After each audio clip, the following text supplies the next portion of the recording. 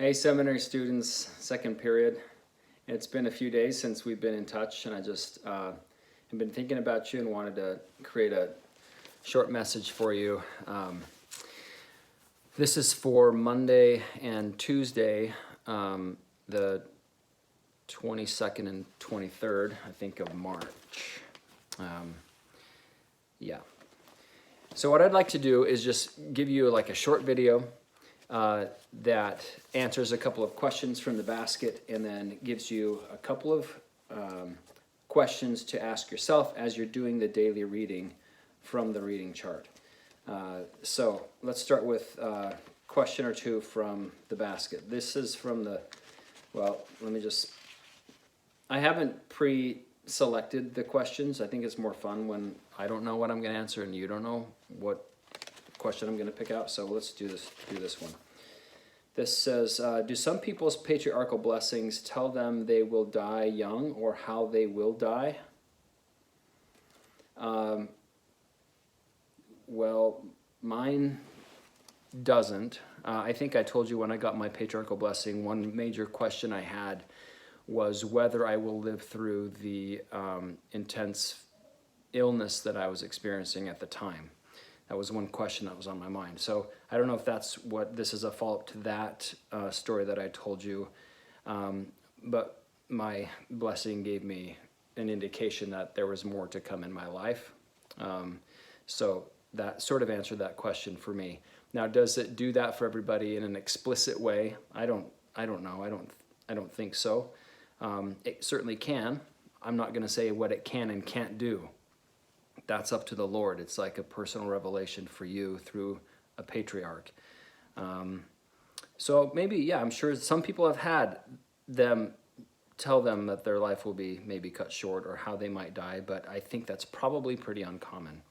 I don't think I would go in expecting that from your patriarchal blessing.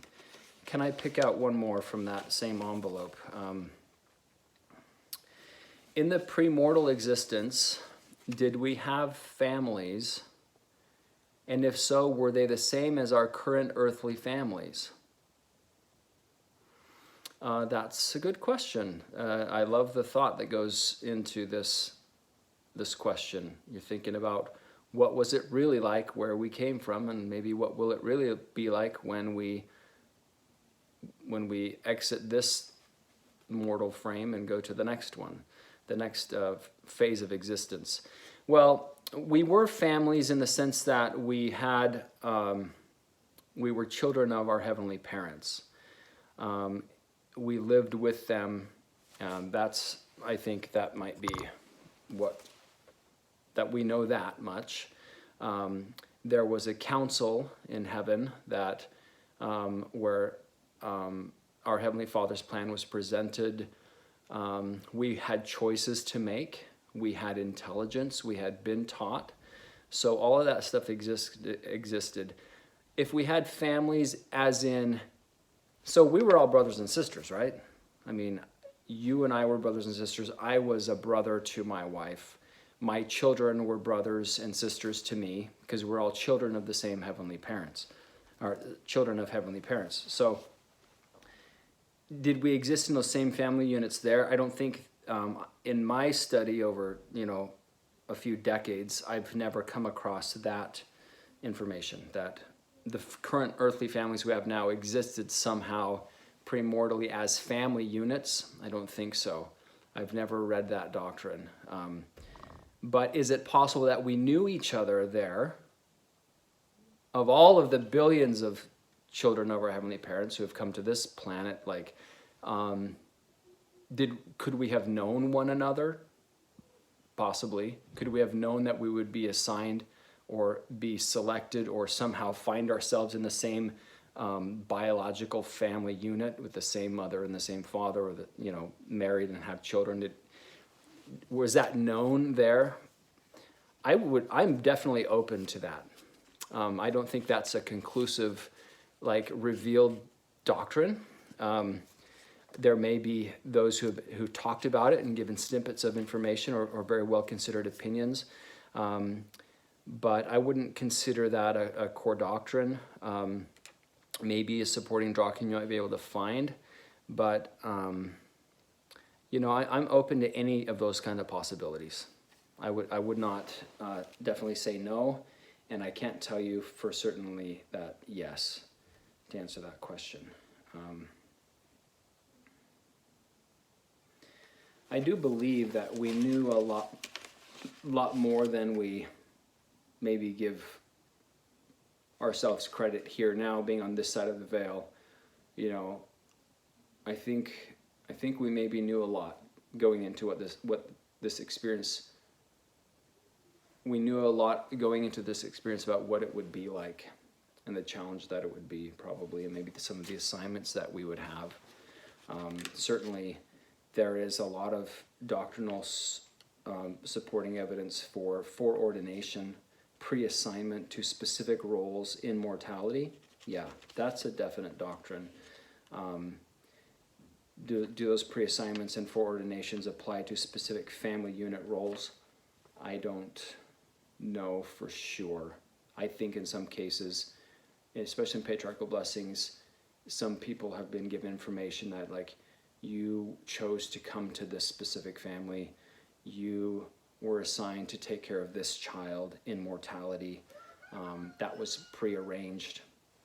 Yeah, so maybe on an individual basis, but overall, I don't think we can say with certainty that we knew our family units exactly what would be on that side. Okay, hope that answers those questions. Maybe we'll take one more out of this box here, this basket. Let's see. What is your favorite thing to do with your family? I like to do productive things with my family. I like to work together. That's not necessarily fun for my kids. But I like to accomplish things together. That's one of my favorite things to do, to do something productive together, working together as a team, experience a challenge in that way, and then see what we've done as a result. I think that's fun for me. I love to eat family dinner together. I don't know. I that's important to me, and I like it. And I also like to play. I like it when we're having fun and laughing and enjoying. So sometimes we'll play games. I love going on hikes with the family, spending that time together outside, and camping. So there's some of my favorite things to do as a family. Being in nature with no stress, and just be able to enjoy one another, enjoy God's beautiful creations. All right, well, there's some answers to a few questions. And now I wanted to just give you a couple of questions to ask yourself as you're reading Enos on like Monday and Tuesday, March 22nd and 23rd. So the questions to ask yourself as you're reading is, what are the conditions in which Enos was able to focus and ask his questions in prayer? And how do those conditions apply to you and I? Another question to ask yourself, what inspired him to pray? What was his motivation? And how does that apply to you? Have you experienced similar motivations that Enos did? And I guess the third question I would want you to consider is, how does Enos describe the process of getting answers to prayers? He uses some very descriptive words that are an indication to you and I how we need to sometimes be prepared to approach the Lord in prayer. So just give those some thought as you read. I hope that you're staying up to date with your reading, and that you're finding ways to use your time productively. And I look forward to getting together with you again soon.